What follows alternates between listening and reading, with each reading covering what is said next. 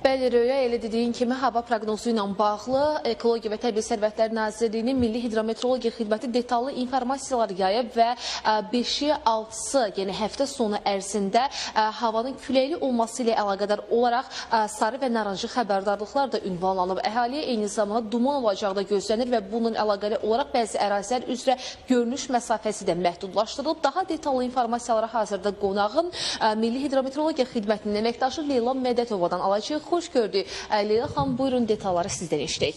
Salam, hər vaxtınız xeyir. Aprelin 5 və 6-sında Bakıda və Abşeron yarımadasında hava şəraitinin dəyişkən buludlu olacağı, arabir tutulacağı, əsasən yağmursuz keçəcəyi gözlənilir.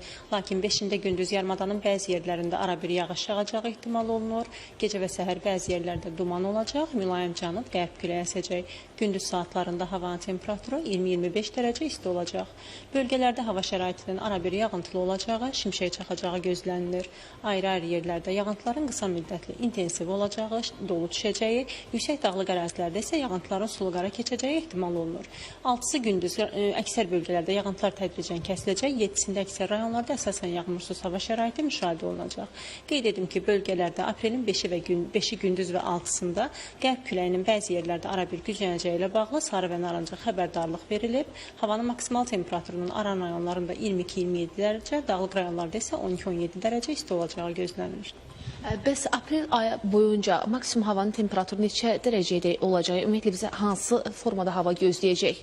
Önümüzdəki günlərlə bağlı gözlənilən hava şəraiti haqqında məlumatları önümüzdəki günlərdə əldə olunan məlumatlar təhlil olunub, dəqiqləşdirildikdən sonra daha ətraflı məlumat veriləcəkdir. Təşəkkürlər. Çox sağ olun informasiyaları biz və tamaşaçılarımızla paylaşdığınız üçün. Bir də xatırladım ki, 5-i və 6-sı, yəni həftə sonu günlər ərzində insanlar təbii ki, müxtəlif ərazilərə getmək istəyir, istirahət gününün olmasından istifadə edərək bunu dəyərləndirmək istəyir və təbii ki, onlara havanın necə olacağı maraqlıdır və detallı informasiyaları hazırda qurum əməkdaşı Leyla xanımdan aldıq və hava şəraitinin dumanlı olması səbəbinin dediyiniz kimi görünüş məsafəsi də məhdudlaşdırılacaq və 5-i 6-sı üçün sürətli küləyin olacağı nəzərə alınaraq buna bağlı əhaliyə sarı və narıncı xəbərdarlıqlar da ünvanlanıb. Çatdıra biləcəyimiz informasiyalar isə hələlik bu qədər idi. Söz yenidən sizdədir. Buyurun. Minnətdarıq Rəqsanə. Ətraflı informasiyalar onun üçün qeyd edək ki, bizimlə canlı bağlantıda əməkdaşımız Rəqsanə İbrahimzadə idi.